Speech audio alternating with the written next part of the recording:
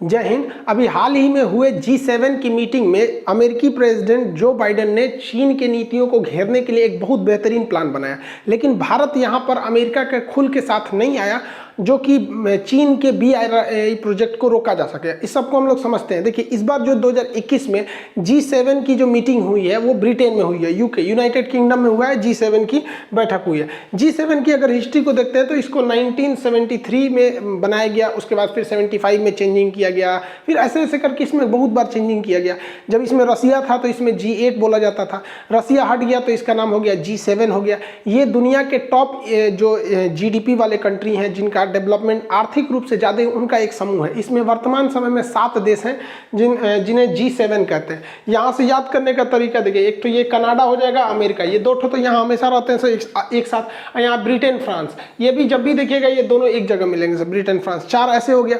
अब हिटलर द्वितीय विश्व युद्ध में एक था युद्ध में, और दूसरा इटली का डोमिटो मुसोलिनी, दुनिया दोनों एक दूसरे को जय और वीरू समझता था।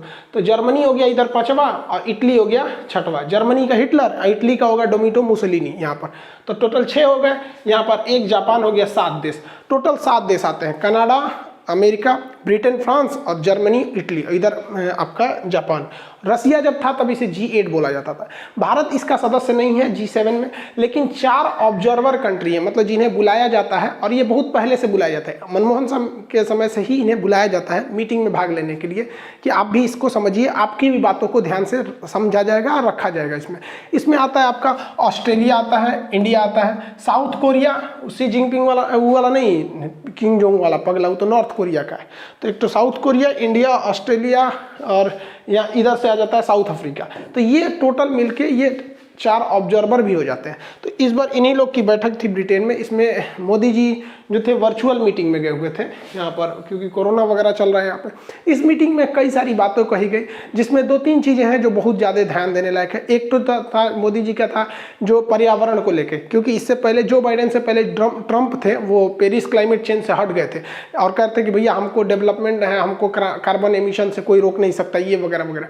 तो कार्बन एमिशन, प्रदूषण इत्यादि को कम करने के लिए, ग्लोबल वार्मिंग को कम करने के लिए जो बाइडेन अभी सहमत हो गए हैं, वो अमेरिका को वापस पेरिस क्लाइमेट चेंज जो था उसमें वो ले आएंगे। मोदी जी का विशेष जोर था कि 1 वर्ल्ड 1 हेल्थ, मतलब वैक्सीन को के पे जितने भी प्रतिबंध है उसे हटाया जाए। हाल ही में अमेरिका ने कई सारे प्रतिबंध लगा दिए थे, जिससे कि वैक्सीनेशन हम लोग का प्रभावित हो गया था। तो वैक्सीन, पूरी दुनिया में वैक्सीन को लगाने के लिए इस पर जोर दिया गया। इस पर सारे लोग राजी भी हो गए, और ऐसा भी हो सकता है कि बहुत जल्दी वैक्सीन के लिए जो कॉपीराइट और पेटेंट नियम होता है वो 1 से 2 साल के लिए छूट दिया जाए, ताकि पहले इस वैक्सीन को क्या किया जाए, सबको लगा दिया जाए, ताकि कोरोना को रोका जा सके। इसके अलावा जो इसमें भारत के लिए सबसे अच्छी बात थी वो जो बाइडेन ने किया। जो बाइडेन ने कहा कि जो BRI प्रोजेक्ट है तो उसका काउंटर करने के लिए, अब BRI प्रोजेक्ट समझने से पहले आपको चीन का सिल्क रूट समझना पड़ेगा, सिल्क रूट के बाद आपको BRI प्रोजेक्ट समझना पड़ेगा, उसके बाद समझेंगे कि चाइना का डेब्ट ट्रैप क्या है, वो कर्ज के जाल में किसी को कैसे फंसाता है। प्रथम सदी में चीन का एक रेशम मार्ग था जिसे इंग्लिश में सिल्क रूट कहते हैं। इस सिल्क रूट के रास्ते से चीन जो है रेशम का व्यापार करता था। यह सिल्क रूट 2 रास्ते से जाता था, एक जमीन होकर जिसे रेड कलर से दिखाया गया है, दूसरा समुद्र होकर जिसे ब्लू कलर से दिखाया गया है। तो इसी को हम रेशम मार्ग कहते थे। उस वक्त ज़्यादा मशीनरीज नहीं थे, तो ज़्यादा हर देश के बीच में व्यापार होता था। तो चाइना क्या करता था, इतना होशियार था, हर देश से अलग अलग चीज़ें खरीदता था। भारत में यहाँ से साउथ से मसाले लेता था, यहाँ से सोने चांदी लेता था, हर जगह से कुछ ना कुछ खरीद के ले जाता था। बदले में वो पैसे के बदले में सिल्क यानी रेशम देता था, और रेशम की कीट और वगैरह रेशम की टेक्नोलॉजी चीन के पास ही था। हालांकि क्वेश्चन भी पूछता है एग्जाम में कि भारत का कौन सा शासक था जो रेशम मार्ग पर अपना अधिकार कर लिया था। तो कुषाण शासक जो था कनिष्क ने रेशम मार्ग पर अधिकार कर लिया था। इतना ना मारा चीन वालों को, रेशम मार्ग पर अधिकार कर लिया, कहा कि इधर से व्यापार करोगे लोग ना तो हमको तुमको टैक्स देना पड़ेगा। तो ये चीन का रेशम मार्ग था। ये आज से 2000 साल पहले की बात है। तो अब ये मार्ग बंद हो चुका है। चाइना ने सोचा कि उसके पास अथाह धन है, पैसा बहुत ज़्यादा है। अब किसी के पास बहुत ज़्यादा पैसा रख के क्या फ़ायदा, उसको इन्वेस्ट करना चाहिए। तो चाइना ने सोचा कि हम इस पैसे को क्यों ना इन्वेस्ट कर दें और दूसरे देशों में, ताकि जिन देशों को हम पैसा देंगे उस पर मेरा दबाव भी रहेगा। तो ये जो रेशम मार्ग था, चाइना ने इसे दोबारा चालू कर रहा है, व्यापार करने के लिए नहीं, इस बार लोगों को अपने कर्ज के जाल में फंसाने के लिए। इस रेशम मार्ग पे जितने देश आते हैं, यहाँ पर जितने कंट्री आ रहे हैं, लगभग 100 कंट्रियों को इसने उसने कहा कि देखिए हम आपको कर्जा देते हैं, आप अपने यहाँ इंफ्रास्ट्रक्चर को बिल्ड कीजिए और आप हमसे पैसे ले लीजिए और आपको जो मन है वो बनाइए। लेकिन इसमें चाइना की चाल रहती है, इंफ्रास्ट्रक्चर के नाम पे वो कहता है कि आप बंदरगाह बना लिए, लेकिन शर्त ये रहती है कि चाइना से जो पैसा लेंगे बंदरगाह बनाने के लिए तो इसकी टेक्नोलॉजी जो रहेगी वो चाइना से लेना पड़ेगा और बनाने का ठेका चाइना की कंपनी को देना पड़ेगा। तो इससे चाइना को डबल फायदा, जो चाइना के पास पैसा था वो कर्ज के रूप में उस देश को दे देगा और जो चाइना की कंपनी थी जिनको प्रॉफिट चाहिए अब वो कंपनी वहां जाके बंदरगाह बनाएगी और उस पर जो मटेरियल लगेगा वो चाइना से आएगा। तो इधर से चाइना की जीडीपी भी बढ़ रही है, चाइना की कंपनियों को फायदा भी हो रहा है, चाइना के पास जो पैसा रखा था वो पैसा इन्वेस्ट भी हो गया, ब्याज भी आ रहा है और उस देश पर चाइना दबाव भी बनाएगा। ऐसे ही श्रीलंका को फंसा लिया, फोटो दिखा दिया श्रीलंका को, देखो ऐसे बंदरगाह बनेगा, इतना बड़ा बड़ा, कमा के लाल हो जाओगे लोग। श्रीलंका ने कहा वाह वाह बहुत बढ़िया है, श्रीलंका पैसा ले लिए। अब देखिए श्रीलंका ने ले लिया $10 बिलियन और श्रीलंका के पास पैसा कितना है, $4 बिलियन। अब इस बंदरगाह पे कोई आता नहीं है, श्रीलंका पूरी तरह फंस गया। अब ये बंदरगाह को बेच रहा है, कोई खरीदने को नहीं है, तो चाइना कहता है कर्जा दो नहीं तो बंदरगाह दो, तो ये अब बंदरगाह ले लिया वहाँ पे। तो यही करता है, फंसा देता है, इतना पैसा दे देगा कि आप कभी लौटा ही नहीं सकते और जब तक नहीं लौटाएंगे तो आप बंधुआ मजदूर हो जाएंगे। ऐसे ही श्रीलंका के कोलंबो एयरपोर्ट को कर दिया, ऐसे फोटो दिखाया, मार पैसा आएगा, लोग आएंगे कोलंबो एयरपोर्ट पे, लो लो लो, ससुरा श्रीलंका खुश होकर ले लिया। उस एयरपोर्ट पे कोई नहीं आता है तो श्रीलंका भारत से आकर आप ही एयरपोर्ट वाले लीजिए, ससुरा हम ही लोग खाली बैठल हैं यहाँ पे। तो पूरी दुनिया को जानबूझ के फंसाता है इसी तरह से और ऐसा ऐसा प्रोजेक्ट में पैसा देगा जो फेल हो जाता है, जैसे नहर निर्माण में दे देगा, पाइपलाइन में दे देगा। जानता है कि विकासशील देशों के पास ये सारी योजनाएं सरकारी पैसा लूट के बैठ जाते हैं, इससे कोई खास फायदा होता नहीं है। कहेगा डैम बनाना होगा, डैम में ऐसा टाइम देगा कि डैम का कोई खास काम वगैरह नहीं होगा, छोड़ छाड़ देता है वहाँ पर और बिजली घर वगैरह वगैरह के नाम पे बहुत सारा इन्वेस्टमेंट करता है। जैसे पाकिस्तान में भी सड़क वड़क बनाने के लिए इन्वेस्टमेंट किया।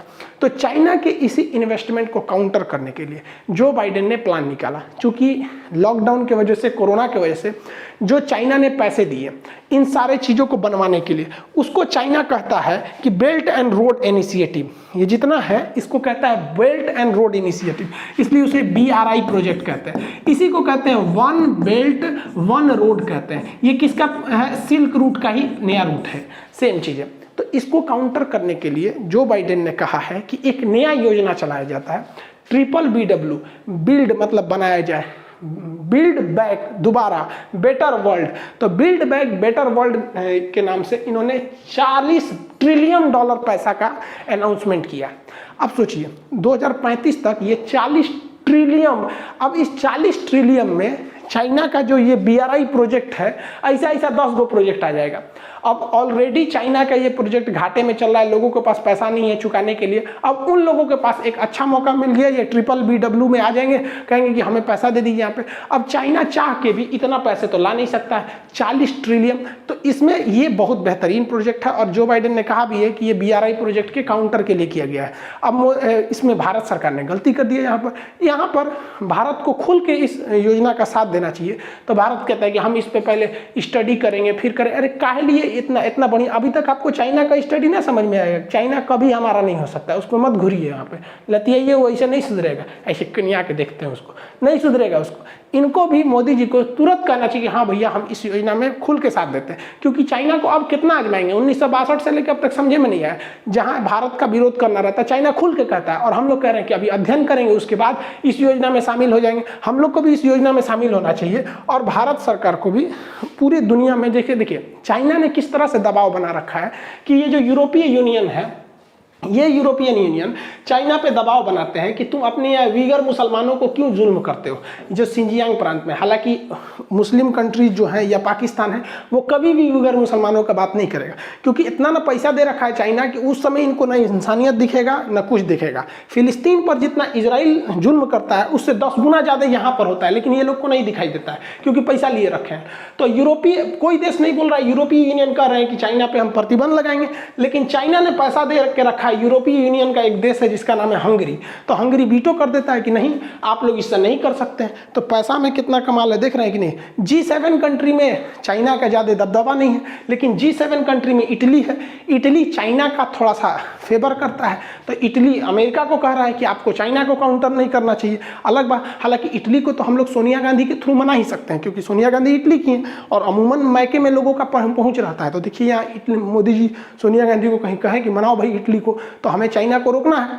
जिस तरह से अमेरिका BBW चला रहा है, चाइना BRI प्रोजेक्ट चला रहा है, भारत को भी चलाना चाहिए कि सार्क बेल्ट। सार्क क्या है कि हमारे जो पड़ोस के जो देश हैं, साउथ एशिया का जो देश है 8 देश, इनका एक रीजनल कॉर्पोरेशन है, south Asian association of regional corporation, जिसमें आ जाता है आपका यहाँ पर मालदीव, श्रीलंका, भारत, पाकिस्तान, अफगानिस्तान, नेपाल, भूटान, बांग्लादेश, ये सब आ जाते हैं। तो भारत को इसके बीच में कनेक्टिविटी बढ़ाने के लिए हमारे पास भी फंड है, पैसे हैं, हम श्रीलंका को यहाँ से कनेक्टिविटी कर सकते हैं, पोर्ट से मालदीव को, यहाँ पे अफगानिस्तान में सड़कें बना सकते हैं, नेपाल तक जा सकते हैं, भूटान, बांग्लादेश, इस सब में, ताकि चाइना को काउंटर किया जा सके। इवन पाकिस्तान को भी कहा जा सकता है भैया तुम भी सड़क बना लो यहाँ से यहाँ तक के लिए, हम लोग भी फंड दे सकते हैं, ताकि हम लोग की भी कनेक्टिविटी इधर से हो सके। हालांकि पाकिस्तान कभी ऐसा करने नहीं देगा, और अगर इन सड़कों को पाकिस्तान रोकता है कि नहीं हमारी कनेक्टिविटी इधर से नहीं जाने देंगे, तो भारत को भी आयात रोक देना चाहिए। निर्यात आयात बंद कर दो तो हमें भी 5% घाटा होगा, लेकिन 95% उसको होगा। तो हम लोग को भी इनिशिएटिव लेना चाहिए वहां पर, तो ये लेते नहीं है हम लोग। हालांकि भारत के पास अभी पैसे की कोई कमी नहीं है।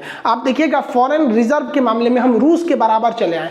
रूस जो है दुनिया में चौथे नंबर पे है फॉरेन रिजर्व में। अभी चीन के पास सबसे ज्यादा फॉरेन रिजर्व है, वो 3000 लगभग 3300 है आपका बिलियन डॉलर, 3300 यानी 3000 बिलियन डॉलर इसके पास फॉरेन रिजर्व है।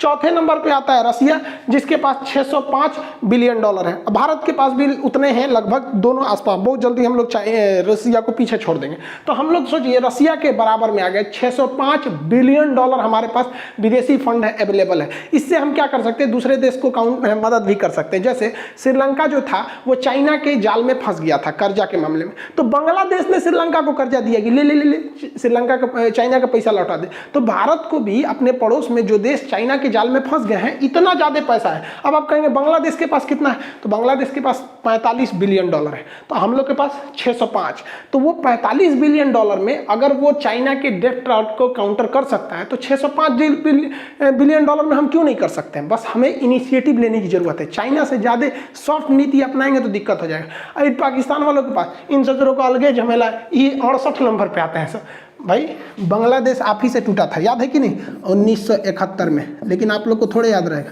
आप लोग को तो केवल कश्मीर याद है। हम कश्मीर लेंगे भैया, पूर्वी पाकिस्तान आपका था, चला गया, उसको कहते हैं ले, ये समझ में आता है। बांग्लादेश 1972 में बना, आपकी रैंकिंग है 68, चाचा इधर देखिए, और बांग्लादेश की रैंकिंग है 44, आपसे अच्छा हो गया। बताइए बांग्लादेश के पास 45 बिलियन डॉलर है और पाकिस्तान के पास 16 बिलियन डॉलर। हम लोग से यह 37 गुना पीछे है, लेकिन फिर भी परमाणु बम मारेगा हम लोग के ऊपर, परमाणु बम चलाएंगे, ये चलाएंगे। 37 गुना पीछे है भैया, यहाँ देखिए इसे, ये 37 गुना, यहाँ देखो, यहाँ पे इतना पीछे है। एक्चुअली पाकिस्तान को बर्बाद करने के लिए सबसे बड़ा काम किया चाइना ने। चाइना को आना था हिंद महासागर में भारत को छोड़ते हुए, तो यहाँ से उसने एक सड़क बनाया, CPEC, China Pakistan economic corridor. अंधाधुन पैसा लगा इस सड़क को बनाने में, और इसको कहा गया कि इस सड़क के दोनों ओर इकोनॉमिक कॉरिडोर बनाया जाएगा, 10,000 फैक्ट्रियाँ लगेंगी। ये हमारे चाचा को समझ में आया नहीं, फिसल गए वहाँ पे। 10,000 फैक्ट्री, मतलब खिलवाड़ है 10,000 फैक्ट्री, कोनो फैक्ट्री वैक्ट्री नहीं लगा। उल्टे इन लोग पे ऊपर इतना भयानक कर्जा हो गया कि कर्जा को सोचिए मत। अब ये हाल हो गया है कि चाइना इनको कर्जा मांगता है ना, तो ये चाइना से कहते हैं 1 साल का टाइम दीजिए, ताकि 1 साल में हम कहीं ना कहीं दूसरे जगह से कर्जा मांग के आएंगे, तो उस कर्जा से लेके आपका कर्जा चुकाएंगे। मतलब इन लोग का काम हो गया है कि जगह जगह घूम घूम के अभी ये लोग कर्जा मांगते फिर रहे हैं। ये सऊदी अरब में चले जाते हैं प्रिंस के पास कर्जा मांगने के लिए। देखिए सऊदी अरब प्रिंस कह रहा है आज बेटा तेरा पैसा दे देंगे, हमारा पैसा का कमी थोड़ी है। ये देखिए आप इंसान की प्रोटोकॉल को देख के समझे, ये इनको कितना वैल्यू दे रहा है, बराबरी की तरह। आ जाओ बेटा, आ जाए, इधर आ जाए। और ये जो भाई साहब है ना, इनके खुद के अब्बा हैं ये, और मतलब इनके अब्बा हैं ये किंग सलमान, और ये मोदी जी को रिस्पेक्ट देखिए। तो ये फर्क पड़ता है कि आपका देश के पास अगर पैसा है, इकोनॉमी है, तगड़ा है, अगर पूरी रिसोर्सेज से, तो फिर आपको वैल्यू ज़्यादा मिलेगी, आराम से मेहमान नवाजी होगी इस तरह से, आइए बैठिए। और अगर ऐसे जाएंगे भिखारी की तरह, आए चल तेरा पैसा देते हैं, कितना चाहिए, चल चल चल, इसको ले जाओ, नाश्ता पानी कराओ यहाँ पर। चाइना के BRI प्रोजेक्ट में फंस के, चाइना के जो डेट ट्रैप है उसमें कई देश फंसे, जिसमें अफ्रीका था, श्रीलंका था, मालदीव था, कई देश फंसने चले गए सब। इसमें सबसे बुरी तरह से फंस गया बेचारा पाकिस्तान। इवन अगर पाकिस्तान के लोग भी इसको देखेंगे तो अपने प्रधानमंत्री को बहुत गरियाएंगे। रियलिटी है, आप इसे चेक कर सकते हैं। पाकिस्तान का जो फॉरेन रिजर्व है, मुद्रा भंडार है, वो 16 बिलियन डॉलर है। ये कोई चीज छुपी नहीं रहती है, ऐसा नहीं है कि हम अपने पास से बता रहे हैं। जबकि पाकिस्तान का जो विदेशी कर्जा है वो 294 बिलियन डॉलर है। अब कोई घोंचू भी होगा यार तो वो ये नहीं सोचेगा कि भैया हमारे पास टोटल 16 बिलियन डॉलर है, ये इसी में पेट्रोल खरीदना है, राफेल को काउंटर करने के लिए आपको हथियार खरीदना है, परमाणु बम भी खरीदना है, गजवाए हिंद जो करना है आप लोग को, है कि नहीं आप 16 बिलियन डॉलर है, हिंद जीतेगा सब। तो अब बताओ यार, कोई गधा भी होगा तो 16 बिलियन डॉलर में से कभी लेगा 294 बिलियन डॉलर कर्जा। अब आप खुद सोच के देखो, पाकिस्तान के लोग भी अगर देखे होंगे तो सोचो अपने देश के प्रधानमंत्री और नीति निर्माण वालों को कि कितना ज्यादा कर्जा लिए, कभी भी ये कर्जा नहीं चुका पाते हैं, इसलिए पूरी दुनिया में इनको कोई सीरियस नहीं लेता है, मजाक पे मजाक बनते हैं, सब मीम बनेगा यहाँ पर, और इनको उड़ा ले गया बेचारा, सी जिनपिंग के जाल में फंस चुके हैं, इनको कुछ समझ में आ नहीं रहा, अब इधर उधर कर्जा मांग रहे हैं। इसीलिए हम आप चाचा के लिए हम क्या बोले, हम क्या बोले इनके लिए, सुनिए ध्यान से। नींबू के ऊपर नींबू और नींबू के ऊपर धागा, और इमरान खान की पत्नी को सी जिनपिंग लेके भागा। कहीं क्या तुमको क्या ये तो होता है, चाइना जो है वो कर्जा देता है तो कर्जा के बदले या तो जमीन ले लेता है श्रीलंका की तरह, नहीं तो इज्जत ले लेता है पाकिस्तान वालों की तरह। अब हम क्या बताएं, BRI प्रोजेक्ट का काउंटर करने के लिए जो बाइडन ने प्लान बनाया है वो एकदम बेस्ट है, और उन लोग जो लोग कह रहे थे बाइडन के जीतने पे कि ये चाइना का कुछ नहीं करेगा, अब समझ में आ रहा है ना, यहाँ पर अंतर्राष्ट्रीय नीति में कोई किसी का दोस्त नहीं, कोई किसी का दुश्मन नहीं, जो हमारे देश के लिए सही वो मेरे लिए सही हो जाता है। आई होप आप G7 और BRI प्रोजेक्ट वगैरह को काउंटर करने सिस्टम को समझे होंगे, और आपका क्या सोचना है कि भारत को विचार करके इसमें शामिल होना चाहिए बाइडेन के प्रस्ताव में, या फिर हमें बढ़ चढ़ के हिस्सा लेना चाहिए ताकि चाइना के डेथ ट्रैप से लोगों को या अलग अलग देशों को बचाया जा सके। आई होप आप इसे समझे होंगे। मिलेंगे नेक्स्ट क्लास में। जय हिंद।